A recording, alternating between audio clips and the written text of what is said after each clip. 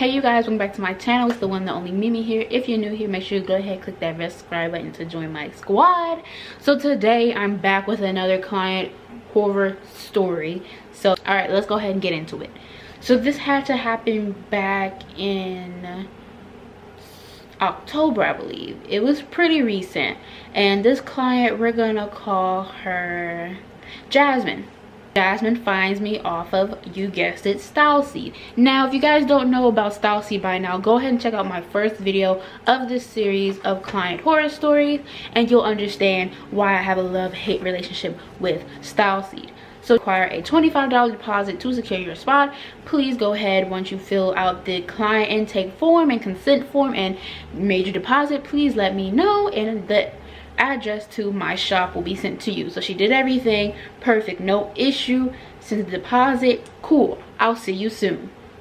So her appointment comes and she wants a, you guessed it, half up, half down, sew in. And you guys already know how I feel about that hairstyle.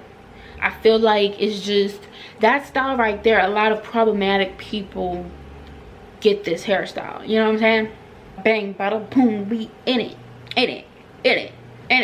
So in her notes on the client intake form, and that is why I love that I have these forms now, it said that she does require braiding hair to braid down her hair because she does have a little bit of thin spots and some type of damage to her hair.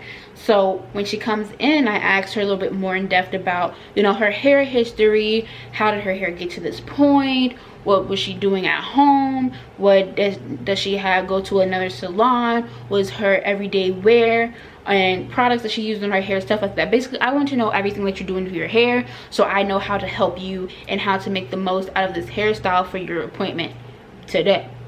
That's just me, and I like to make a little bit of recommendations here and there sometimes too.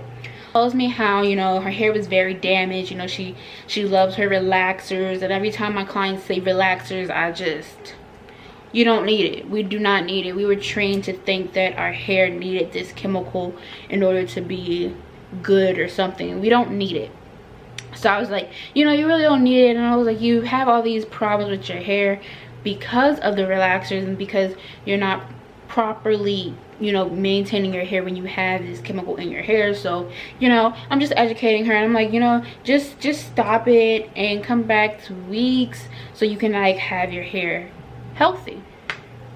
So I'm braiding down her hair, whatever, and she goes, you know, can you like, she goes, can you like make my hair so that it's really big and full? I like how it's big and full. And there's a specific way how I do my half up, half down sew-ins, how I do the placement, how I do everything. So she literally takes the comb out my hand. And if you know from my other videos, I hate, that is my pet peeve, is when clients take the comb out of your hand and act like they're trying to show you how to do something. If that was the case, why you didn't do it yourself? Cool. So I'm here, take the comb, show me what you want so I can do it. So she takes the comb out of my hand and basically parts off her hair herself. Wasn't straight, it was very crooked, but you know, I go in to kind of fix it. So basically she wanted her hair to kind of start here instead of ear to ear, how I normally do it, because that's how like a normal half up, half down is. And she used the picture that how I had that placement.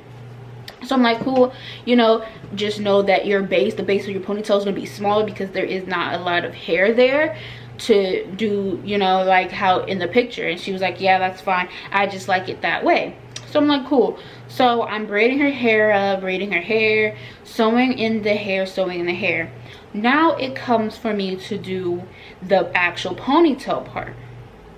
So I like to use got2b spray and some wax to really mold and form that ponytail, because it gets it nice and sleek and nice and neat and pretty. Like, it's not gunked up with products, but it's nice and neat. And she did say that she liked how I do my half up, half downs, and how I do most of my styles, because I don't leave the client looking too greasy and shiny and oily and caked up and nasty and all that buildup. She said that how I do it, it looks really natural, and that's what she wants, because as someone like her age, she literally said that. She said that she doesn't want all that extra stuff in her hair because she is on a hair regimen with her other stylist. She's on a healthy hair regimen trying to get her hair back in tip-top shape.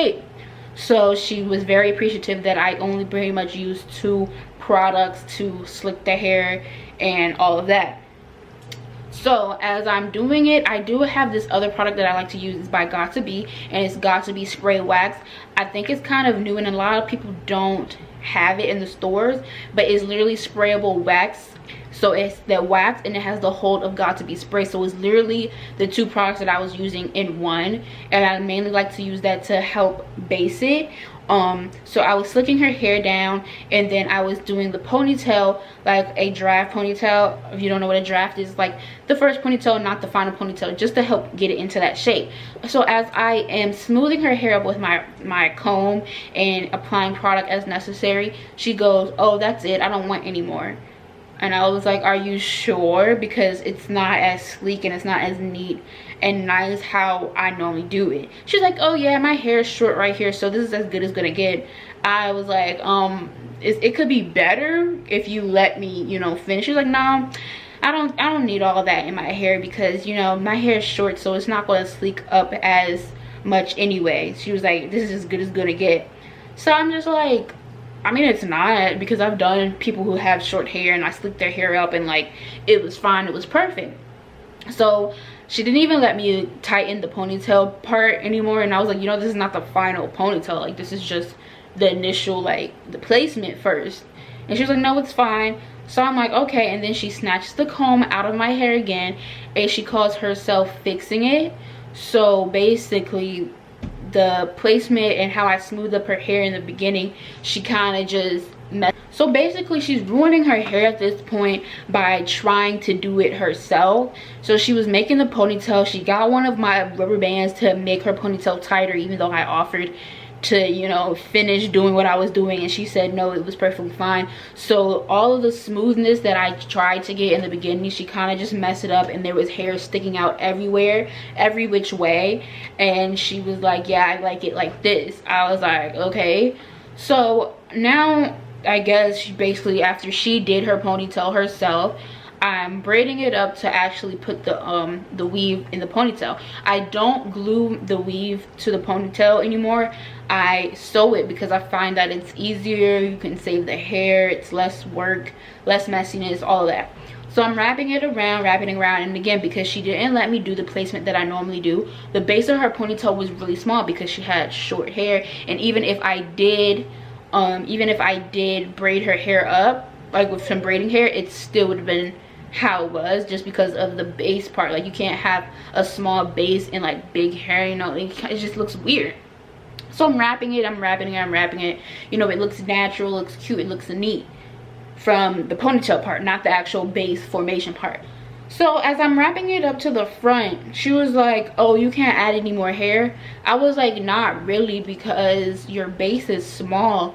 So if I keep adding all of this hair, it's going to be really heavy and it's not going to look as nice and proportionate. Like if you would have let me did the placement from ear to ear instead of like up here, it would have looked a little bit more thicker because there's more hair for your base and for it to sit on actually.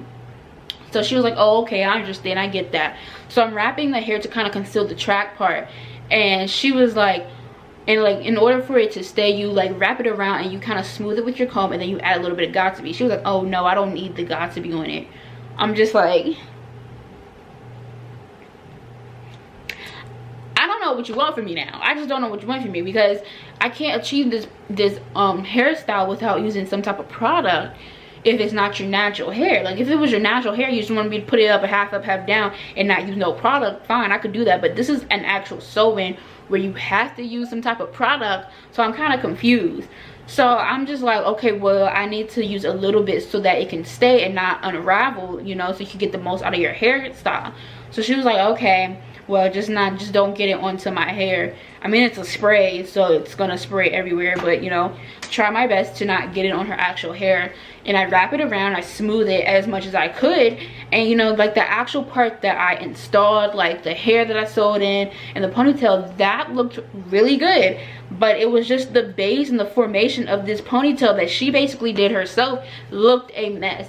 And I post everything. I post the good, the bad, because I want to see my progress. But I was very disappointed in this hairstyle because this is something that I don't do. Like my other work, like people who actually just sit down and let me do their hair, it looked very nice, very good, very formation, very neat. And compared to this that I did, well, I didn't even do, she basically did it herself, was terrible.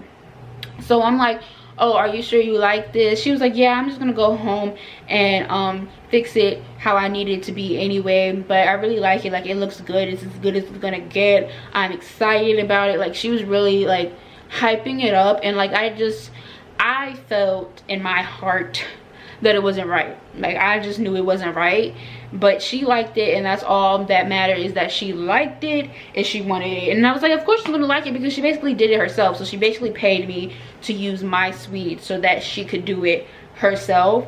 And I mean, like, hey, I didn't know you could do that, but maybe I might offer that. If you want to use my suite, pay me this amount of money.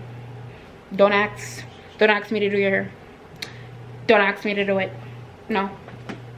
But yeah, that she's still welcome to come to my suite. She wasn't crazy. She paid, she tipped, and she did okay. Like she was very happy with it. I wasn't happy with it, but you know, the client is always right in some cases.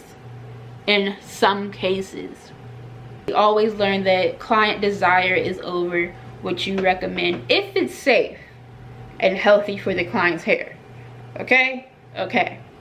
That is my client horror story about how she basically just did her hair herself and went on her merry way. Like it was the most awkwardest thing, very disappointing, very would not recommend. So if you guys want to hear more client horror stories, go ahead, click that red subscribe button to join my squad, and I'll see y'all when I see y'all.